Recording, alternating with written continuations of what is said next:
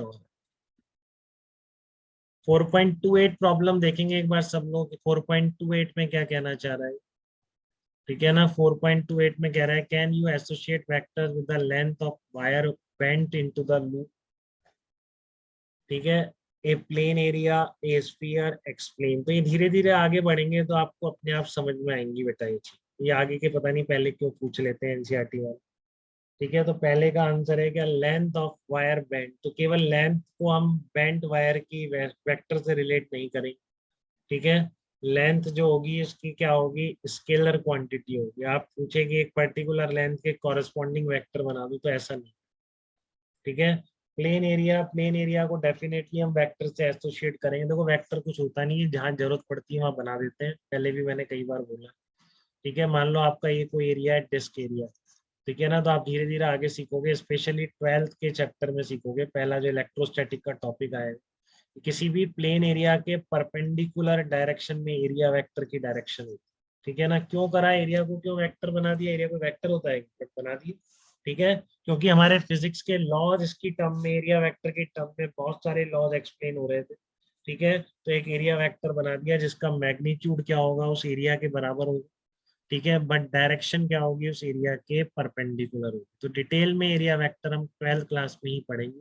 अभी जस्ट मैंने बता दिया कि एरिया को भी एक वेक्टर एरिया से एसोसिएट किया जा सकता है, ठीक है ना। और एक पूरे स्फीयर का कोई वेक्टर डिफाइन नहीं कर सकते, क्योंकि मान लो यह स्फीयर है, ठीक है। तो आप इसके एरिया वेक्टर्स डिफाइन है, तो एरिया वेक्टर्स क्या होंगे, अलग अलग डायरेक्शन में चले जाएंगे, ठीक है ना। एरिया वेक्टर क्या, सरफेस के परपेंडिकुलर है ना।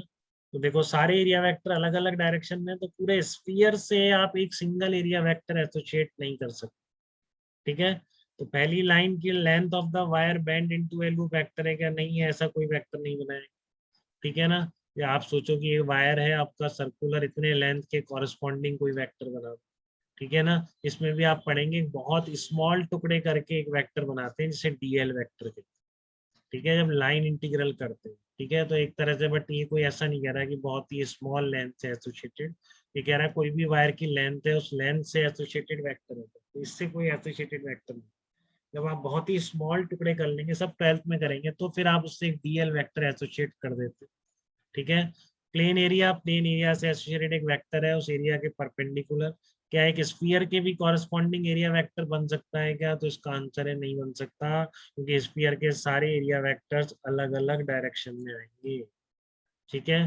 तो ये आपके बहुत ही थ्योरेटिकल प्रॉब्लम्स हैं, तीनों में से एक भी मेंस या एडवांस में नहीं आ सकता है, ठीक है। एडिशनल एक्सरसाइज में है ये, तो हम तो सारी कर देंगे, बट स्कूल में अगर पूछ लिए गए आपसे तो आपको लिखना आना चाहिए, स्कूल में यही पूछेंगे, क्योंकि ये जो कोचिंग बच्चे करते हैं हमको नहीं आते ना, कोचिंग में थोड़ी नहीं कराते हैं इसे, ठीक है। तो स्कूल वाले इस पर क्या करते हैं, फोर्स करते हैं, इस पर पूछते हैं वो, बट आपको सब आना चाहिए, क्योंकि आपने बिल्कुल गहराई से पढ़ी है सारी चीज, ठीक है। ये सब चीजें मैंने इसलिए ऑलरेडी आपको एक्सप्लेन करी थी कि रोटेशनल या सर्कुलर मोशन में large angular displacement are not a vector, मैं बताया था, वही पूछा है इसमें, ठीक है ना। एरिया वेक्टर हम 12th क्लास में पढ़ेंगे ही पढ़ेंगे, तो कोई इसमें इशू, ठीक है।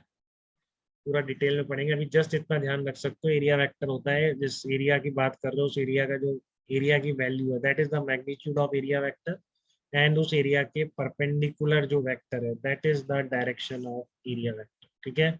बाकी क्लोज सरफेस का, ओपन सरफेस का, ये सब हम 12th क्लास में देंगे, ठीक है। तो 4.28 में किसी का कोई कंफ्यूजन तो मुझे बताएं।